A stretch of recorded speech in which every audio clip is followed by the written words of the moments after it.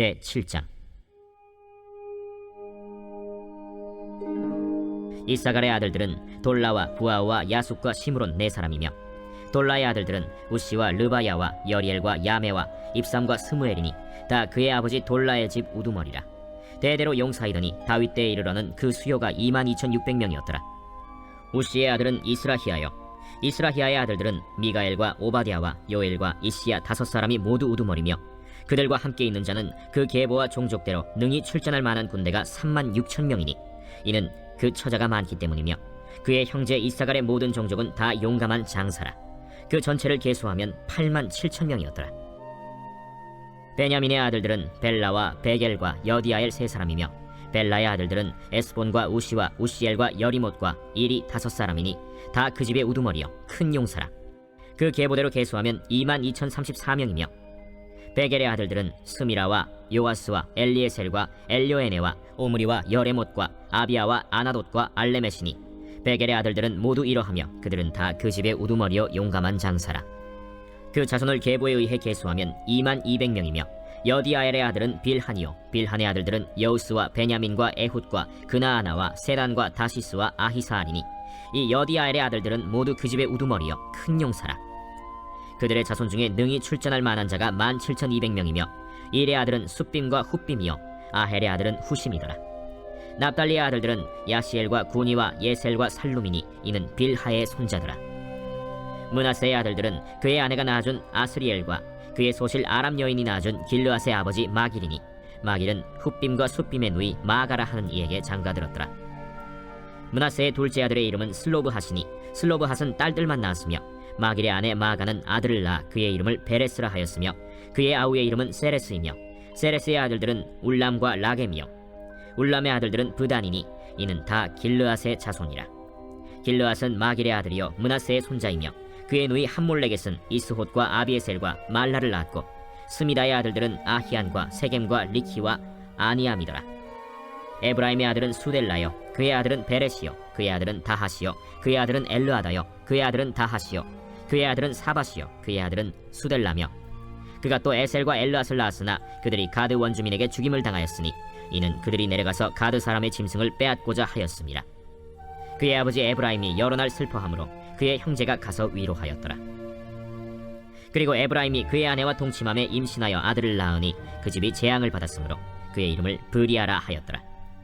에브라임의 딸은 세라이니 그가 아래 윗성 베토론과 우센세라를 건설하였더라. 브리아의 아들들은 레바와 레셉이요, 레셉의 아들은 델라요, 그의 아들은 다한이요, 그의 아들은 라단이요, 그의 아들은 암미후시요, 그의 아들은 엘리사마요, 그의 아들은 눈이요, 그의 아들은 여호수아더라.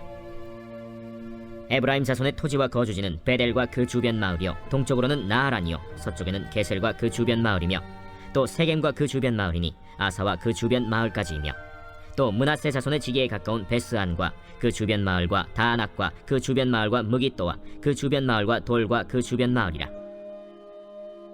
이스라엘의 아들 요셉의 자손이 이 여러 곳에 거하였더라. 아셀의 아들들은 임나와 이스와와 이스위와 브리아요, 그들의 매제는 세라이며, 브리아의 아들들은 헤벨과 말기엘이니 말기엘은 비르사이스의 아버지이며, 헤벨은 야블렛과 소멜과 호담과 그들의 매제 수아를 낳았으며, 야블렛의 아들들은 바삭과 빔할과 아스와시니 야블렛의 아들은 이러하며, 소멜의 아들들은 아히와 로가와 호바와 아람이요, 그의 아우 헬렘의 아들들은 소바와 임나와 셀레스와 아말이요, 소바의 아들들은 수아와 하르네벨과 수알과 베리와 이므라와 베셀과 톳과 사마와 실사와 이드란과 브에라요, 예델의 아들들은 여분네와 비스바와 아라요, 울라의 아들들은 아라와 한니엘과 리시아이니 이는 다 아셀의 자손으로 우두머리요 정선된 용감한 장사요 방백의 우두머리라. 출전할 만한 자를 그들의 계보대로 계수하면 26,000명이었더라. 아멘. 역대상 1장에서 아담으로부터 시작한 이스라엘의 족보가 이스라엘의 국부 되시는 야곱의 12아들까지 12지파에 대한 족보로 오늘 7장에서 마무리됩니다. 내일 8장에서는 오늘 7장에서 간략하게 언급된 베냐민 지파에 대해서 다시 자세히 언급이 되고요. 9장, 그러니까 목요일이죠. 9장 우리 남덕현 목사님과 함께 하실 9장에서는 남유다 멸망 후 다시 예루살렘으로 돌아온 자들에 대한 기록이 나옵니다. 앞에서 이제까지 6장까지 유다, 시므온, 루벤 그리고 갓 지파에 대해서 설명을 했습니다. 네 지파에 대해서 설명을 했죠. 그리고 아직 언급하지 않은 오늘 7장에서는 보시다시피 이사갈, 베냐민, 납달리, 므낫세, 서쪽 므낫세입니다. 에브라임, 아셀 지파, 그래서 6지파의 이름이 등장합니다. 이렇게 해서 저자 에스라는 총 12지파 중에서 10지파의 이름을 언급하고 있습니다. 단 지파와 스불론 지파의 이름이 빠져 있습니다. 아무리 찾아봐도 단 지파와 스불론 지파가 빠진 이유를 찾기가 쉽지 않다고 합니다. 공통점이 별로 없어요. 그리고 이유도 사실 명확하지는 않습니다. 제가 사진 한 장을 올려드리겠습니다. 잘 안 보이실지도 모르지만 여러분이 한 4, 50년 전에 아마 성경 공부 처음 시작하실 때 보셨던 사진인 것 같은데요. 이 사진을 보실 때 어떻게 보시면 좋으냐면 유다라고 파란색으로 나오고 그 바로 위에 베냐민 지파 초록색으로 나오지 않습니까? 그 베냐민이라고 써 있는 데가 아시겠지만 예루살렘입니다. 예루살렘이 거기에 위치하고 있죠. 그래서 그 밑으로 위로 우측으로 가운데 이렇게 있는 게 요단강이지 않습니까? 사해에서 갈릴리 바다까지 쭉 연결되는. 그래서 이렇게 3등분해서 보시면 될 것 같아요. 그래서 처음에는 어떻게 되느냐? 밑에를 설명을 했고 두 번째는 오른쪽을 설명했고 그 다음에 마지막으로 위쪽을 설명하는데 이는 여러 번 중복된 말씀을 드립니다만 이 저자 에스라가 이스라엘의 역사를 하나님의 구속사적 역사로 해석한다고 말씀드렸지 않습니까? 그래서 그 베냐민 유다 지파 밑에 쪽 지파에 관심을 두고 글을 써가고 있다라는 것을 다시 한번 알 수 있죠. 물론 그 밑에 있는 노란색 시므온 지파는 며칠 전에 말씀드렸지만 남부로 가라질 때 다 위로 도망갔습니다. 그래서 어떤 주석가들은 이 북쪽에 있는 지파들이 이방인들과 가까웠기 때문에 아마 학사 에스라가 의도적으로 빼지 않았나라는 말씀도 합니다만 그것도 신빙성이 별로 없습니다. 이방인들과 가까운 북쪽에 살았기 때문에 그들이 하나님께 더 불순종했다라는 그 생각을 하는 거죠. 그러나 여기 보시다시피 붉은색으로 표시되어 있는 단 지파나 스불론 지파는 그렇게 북쪽도 아닙니다. 사실 위치적으로. 그렇기 때문에 그 말에 대한 신빙성은 그렇게 나타나 있지 않다고 봅니다. 여기서 저는 저희가 여태까지 이제 오늘까지 공부할 12지파에 대해서 어떤 이 각각의 지파들의 특징을 가지고 있는지를 조금 한번 살펴보려고 합니다. 다음 페이지로 넘겨주시면 감사하겠습니다. 잘 안 보이시죠? 너무 작아서 죄송합니다. 이 12지파를 정리하기 위해서는 창세기 48장과 49절에 나오는 야곱의 축복의 기도, 아들들에 대한 축복의 기도가 물론 모든 기도가 다 현실적으로 이루어지지 않습니까? 언약이 축복이 다 이루어지는데 그 축복이 하나님으로부터 받은 기도이기 때문에 그 어떤 특징을 가지고 있는가 정리를 한번 해보았습니다. 그 야곱이 아들들에게 했던 기도의 근거를 해서 제가 정리를 좀 해봤고요.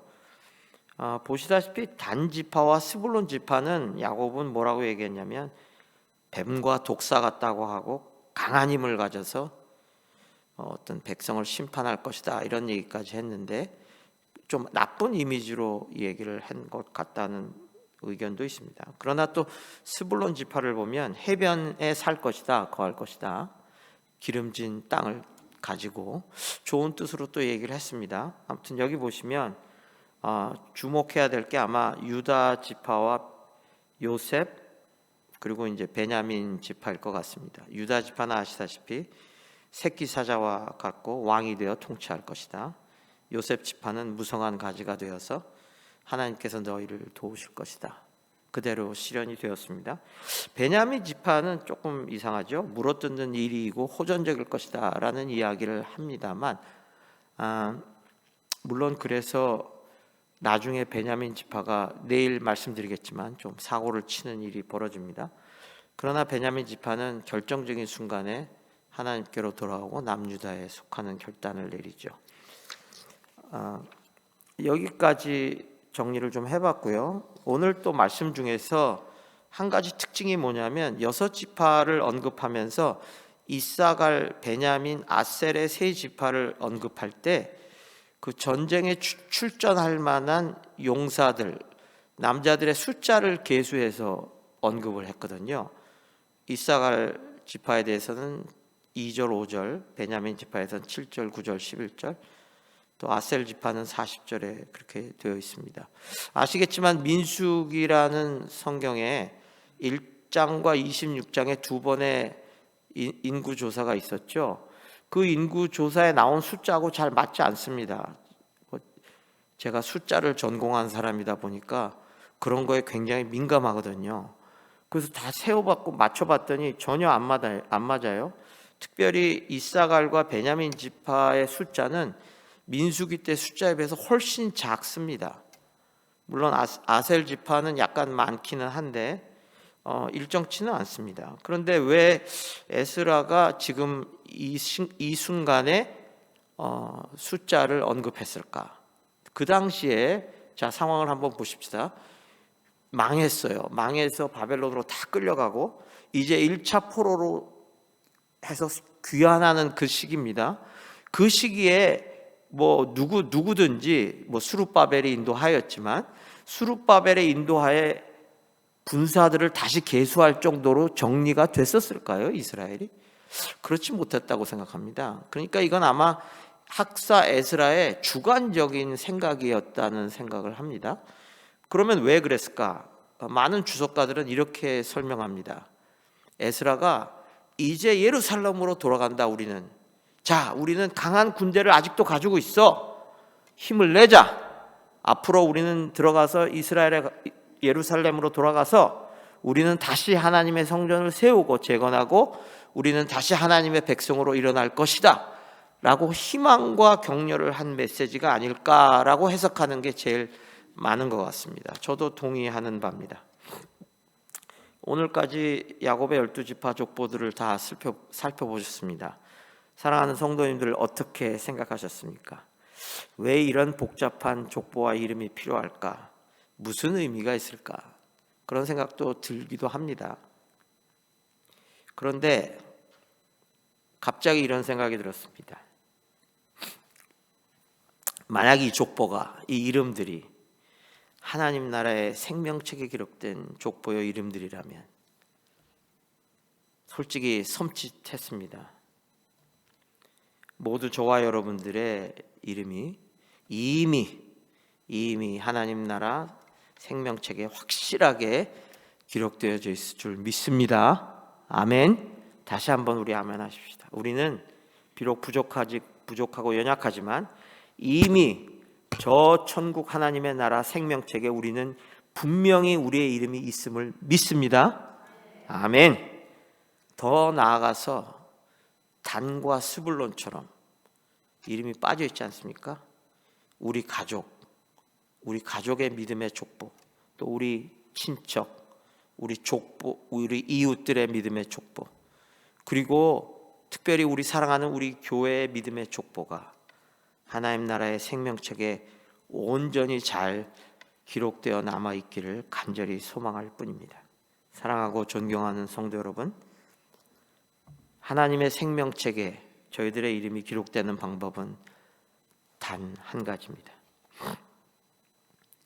우리의 공로로 되지 않습니다.